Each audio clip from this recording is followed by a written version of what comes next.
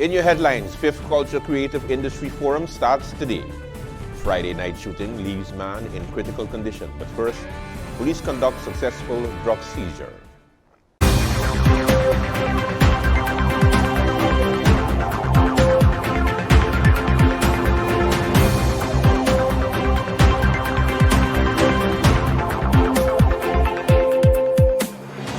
This is the Martin Daily News for Monday, June 19, 2023. With a synopsis of local, national, regional, and international news. I'm your anchor, Andrew Dick. Welcome, and thank you for joining us.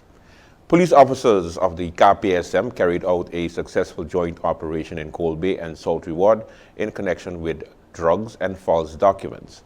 In the early morning hours on Friday, the 16th of June, simultaneous searches were done by several officers of the St. Martin Police Force in connection with drugs and falsified documents. These searches were executed in the areas of Sultry Ward and Cold Bay. During this operation carried out by several departments of the KPSM, a quantity of marijuana, cocaine, and counterfeit documents were seized. As a direct result of these searches, the police arrested 3 individuals who are believed to be closely linked to these illicit activities. The individuals in custody identified as RB, 38 years old, RJB, 36-year-old, and FLB, 46 years old. They are currently being held at a police station pending further investigation. The police force of St. Martin would like to extend its gratitude to the community for their continued support and assisting with these types of information. If you have any information about the illicit activities in your district, you can contact the police station at 54-22-22-2 or call 9300. In other news, detectives and forensics officers are investigating a shooting incident in Dutch Quarters, where a man was shot multiple times. According to the police, it's not clear what transpired at the Sorkenris Road. The police dispatch received several calls around 11 p.m. on Friday night about the shooting. The person, a man, was taken to the St. Martin Medical Center in a private vehicle with gunshot wounds to his leg, stomach, and chest. On Saturday morning, the police report stated that the victim, who was shot multiple times, remains in extremely critical condition. The motive behind the shooting is unclear, and the police are urging anyone with information to come forward and assist with the ongoing investigation. The major crimes team continues to seek cooperation and assistance of the public. You can call the police station at 54-22-222, extension 208, 223, 214, or the tip line 9300. Also in police news, the St. Martin Police issues warning to persons shooting water or Orbeez filled gel balls at persons and vehicles. The St. Martin Police Force is issuing a stern warning to individuals regarding a dangerous trend where persons are being shot at with water or gel-filled balls. So the Orbeez challenge is what it's called, and the challenge involves filling blasters or toy guns with Orbeez gel-filled balls and shooting them on unexpected students, persons, pedestrians, and vehicles while recording the interactions. KPSM and the community officers have also received reports of such incidents occurring among students from various schools in St. Martin. Innocent persons, students, pedestrians, and vehicles are being targeted and shot at with these water or gel-filled balls. The St. Martin Police Force strongly condemns this act as it not only endangers public safety, but also continues a violation of the law. Participating in the activity can have severe consequences, including criminal charges, legal actions, and lasting repercussions on the individual's personal record. KPSM likes to highlight the following concerns associated with this act called physical harm. Shooting Orbeez gel-filled balls, especially when done with force or at close range, can cause physical harm, discomfort, or injury to individuals who are targeted. The gel-filled balls can be hazardous, particularly if they encounter sensitive areas such as the eyes or face. Also, emotional distress, the victims who are not expecting such an attack, or they may experience emotional trauma, distress, and anxiety. Engaging in activities that involve shooting objects at persons can raised significant concerns among the public. The St. Martin Police Force urges students, parents, and the community members to refrain from participating in this act. Prime Minister, the Honorable Sylvia Jacobs, chaired her first preparedness meeting involving a number of emergency support functions that make up the country's National Disaster Coordination System, the Emergency Operations Center, the EOC. Recently, the several key stakeholders were informed about the forecast for the 2023 Atlantic hurricane season. Another hurricane season preparatory meeting will take place that will include all of the organizations involved. The community is urged to learn more about the hurricane hazards and how to prepare for the storm hurricane strike by visiting the government website, stmartingov.org/hurricane, where you will be able to download your hurricane season readiness guide and hurricane tracking chart.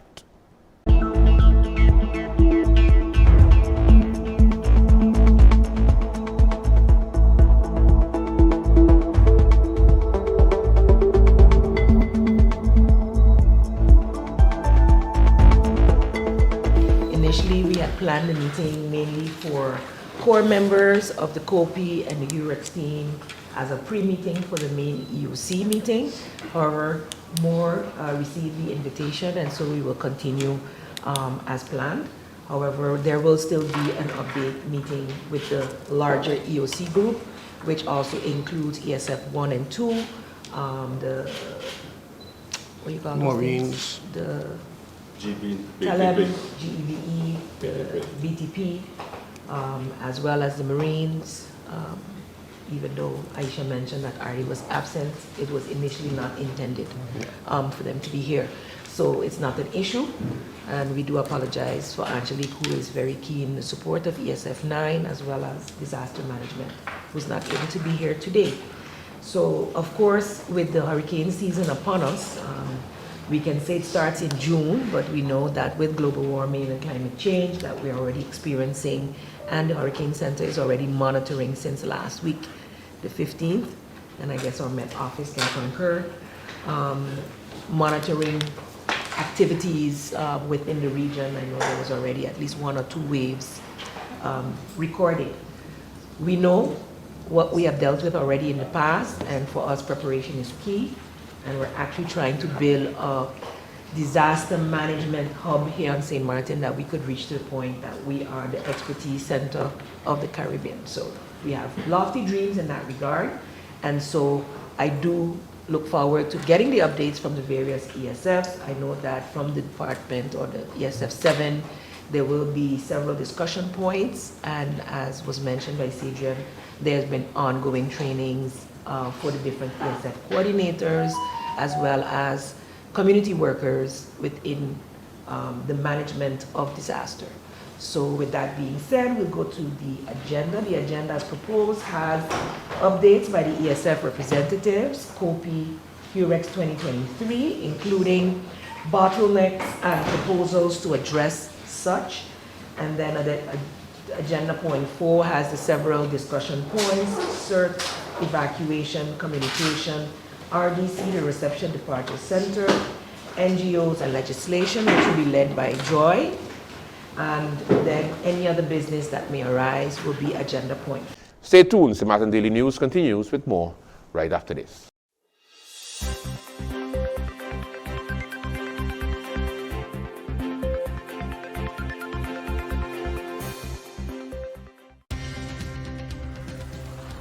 At SXM, we're taking travel and tourism to new heights. Here we boast spacious check-in areas, 10 passport control points, comfortable departure lounges, and finally, there's an airport in the Caribbean that takes your travel plans as seriously as you do. Princess Juliana International Airport.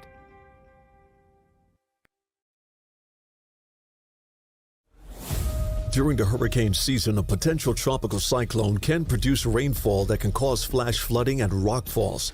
Stay away from flood-prone areas during heavy rainfall, such as Jump Up Casino on Emma Plain Road in Phillipsburg, ATLH Road Roundabout, L.B. Scott Road from Emilio Wilson Park until Cake House Supermarket, Zakers Gut from Petro Plus gas station until the Seventh-day Adventist Church, Welkalaken Road, Cahill from Welkalaken Road roundabout until the Wantite Loke roundabout, Beacon Hill Road from Sunset Bar and Grill until the beginning of White Sands Road, and Rhine Road, also known as Mullet Bay Road, after Sonesto Maho Beach Hotel to the entrance of Cooper Coy from the intersection of the University Drive until the intersection of Rio Grande. For more information on how you can keep yourself and your family safe this hurricane season, visit stmartingolf.org/hurricane. This public service announcement is brought to you by the government of St. Martin. Mealtime rules. Don't serve yourself first. Do not eat with your mouth open. Don't rest your elbows on the table. Don't make noise when eating. Does not apply when enjoying KFC buckets.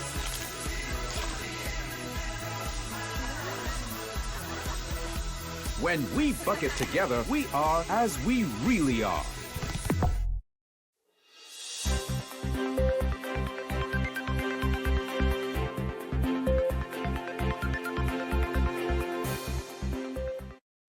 Welcome back. You're watching St. Martin Daily News as we continue.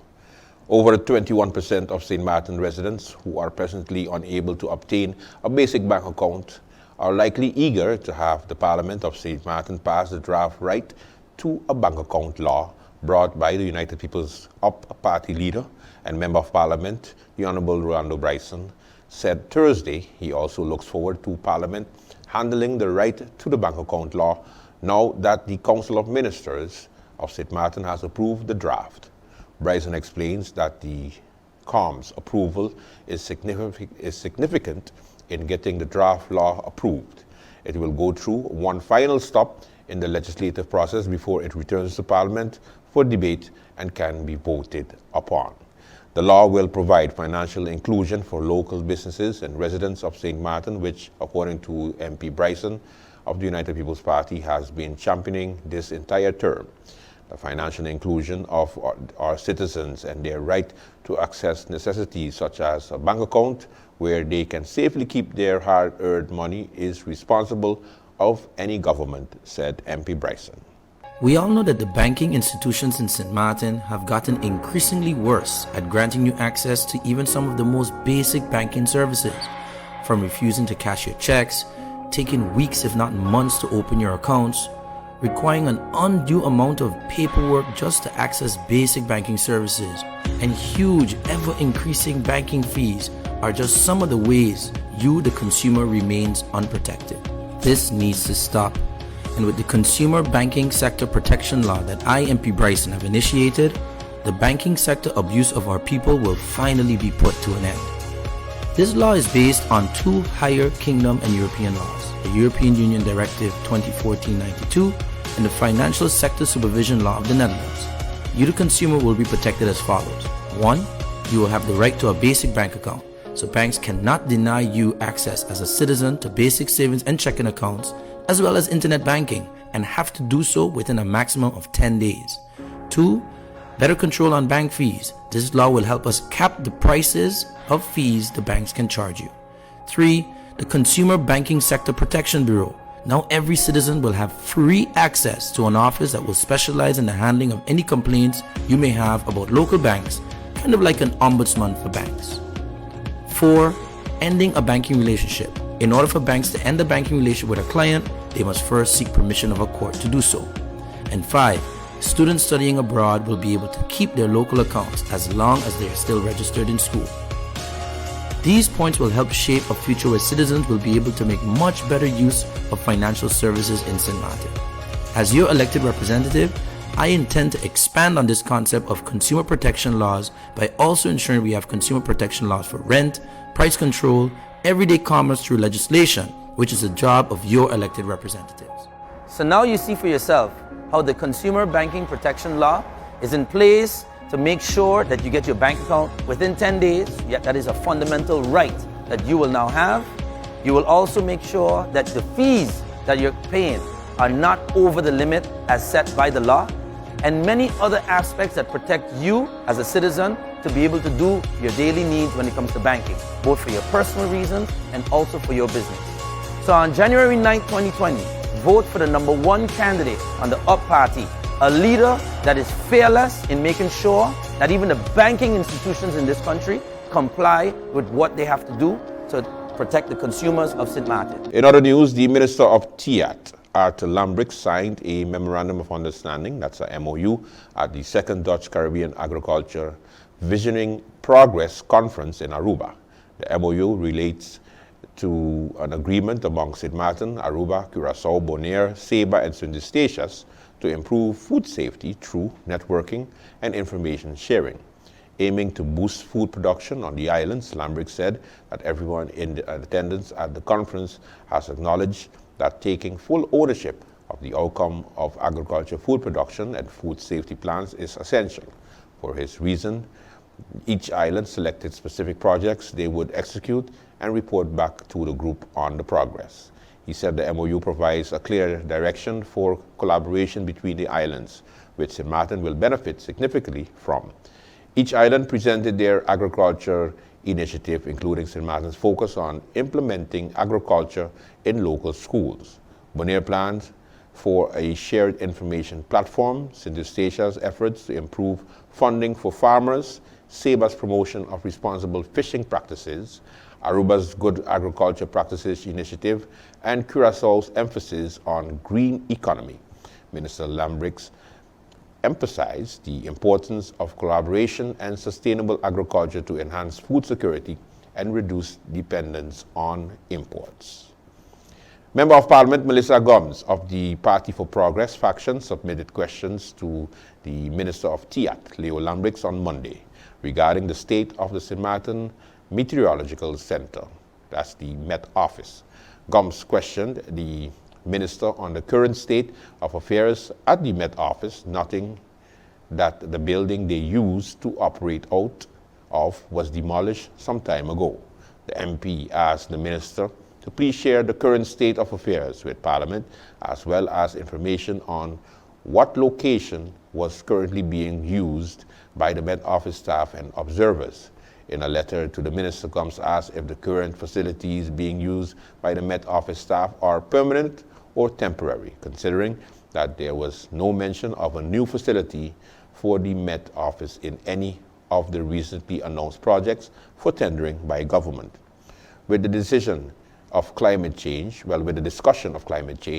being heavily focused on the impact on Caribbean islands, the work of the Met Office will be significant when it comes to gauging the potential damage of approaching weather systems.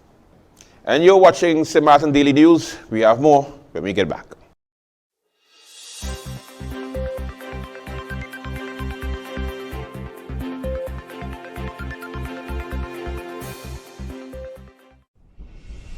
It's hurricane season. Are you prepared? Here are a few tips to keep in mind to help keep you and your family safe. The Atlantic hurricane season runs from June 1st to November 30th, with the peak occurring between mid-August and late October. This hurricane season, be sure to put together a go bag, a disaster supply kit including a flashlight, batteries, cash, first aid and supplies, medications, and copies of your critical information if you need to evacuate.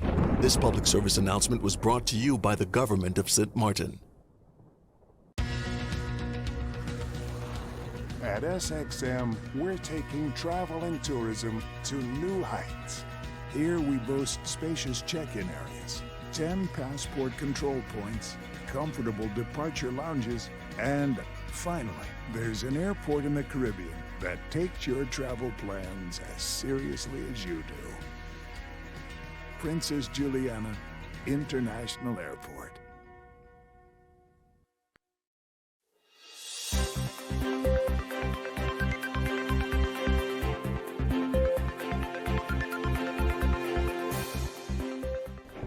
Welcome back to St. Martin Daily News. Princess Juliana International Airport, PGIA, organized a two-day workshop in collaboration with the Lime Tree Mediation and Training Center. These workshops were organized to provide airport managers with practical mediation skills. The workshop aimed to create a positive work environment by empowering managers to effectively resolve conflicts.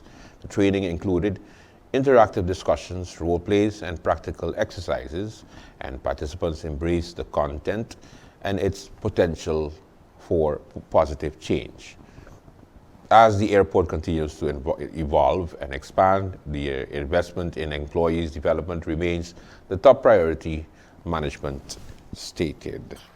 In other news, today marks the commencement of the 5th Cultural Creative Industry Forum 2023 with the theme, The Role of the Individual in Creative Industry.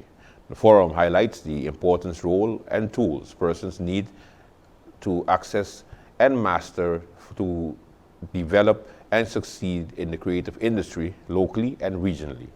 The forum brings together the various minds in and around creative industry with the aim to inspire and arm creative and entrepreneurs alike in pushing past the bottlenecks we all face when pushing passion in a dynamic industry. Philippe Bertrago is the keynote speaker for this year's forum.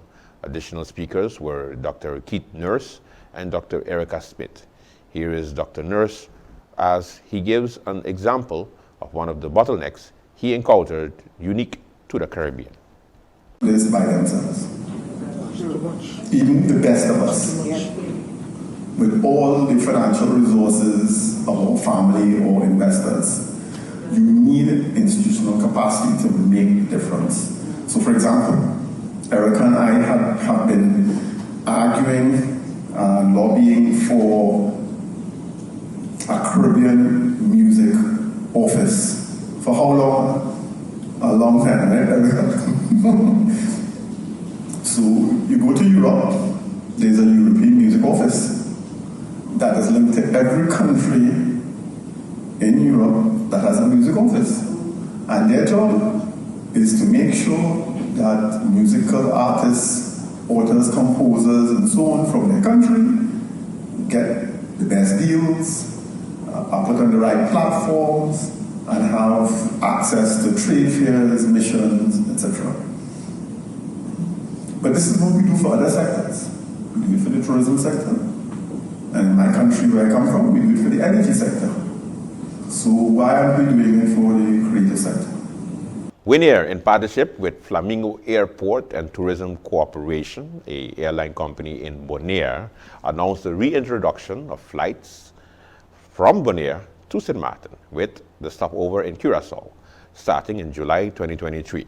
The 2 weekly flights will provide seamless travel options to visitors and improve connectivity from the Bonaire community, and the new route will also offer convenient connections to Saba and St. Eustatius.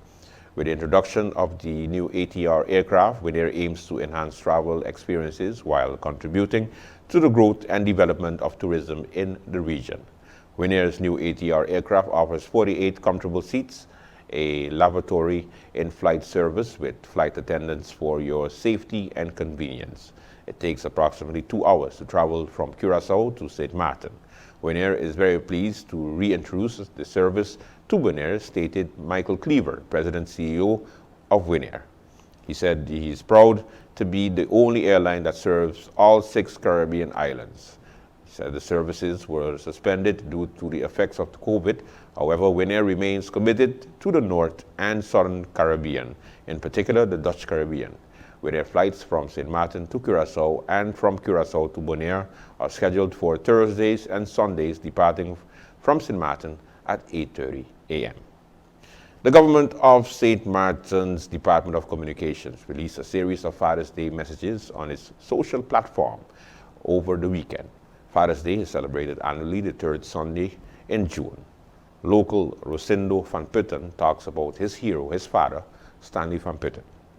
Hi, my name is Rosindo Van Putten, speaking on my father, Stanley Van Putten.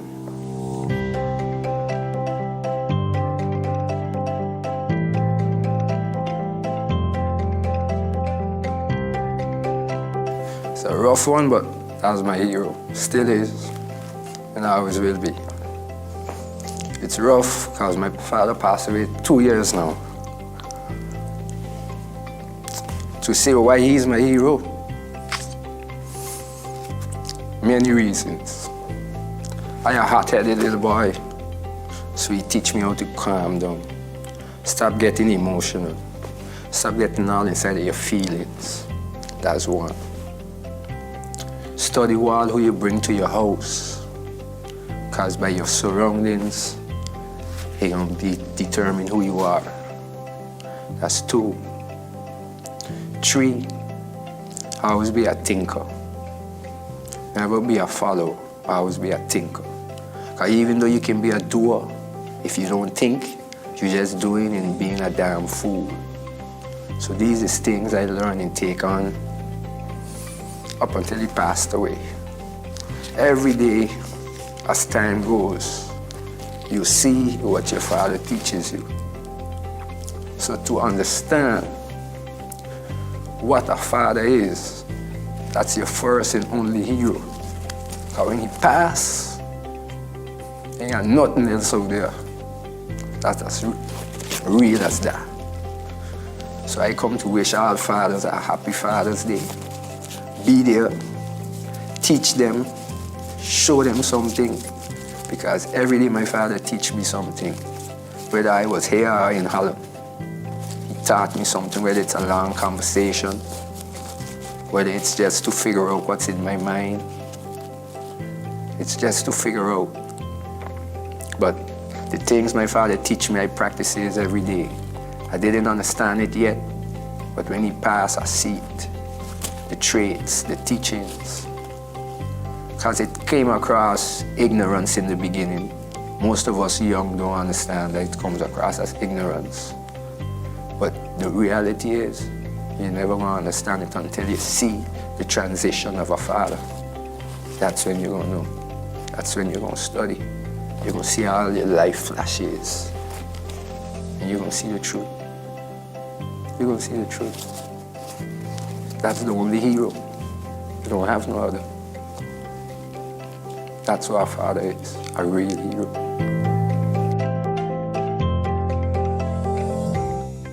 That concludes the St. Martin Daily News for Monday, June 19, 2023. I'm Hendrik on behalf of the St. Martin Daily News team. We do thank you for watching. Have a good one.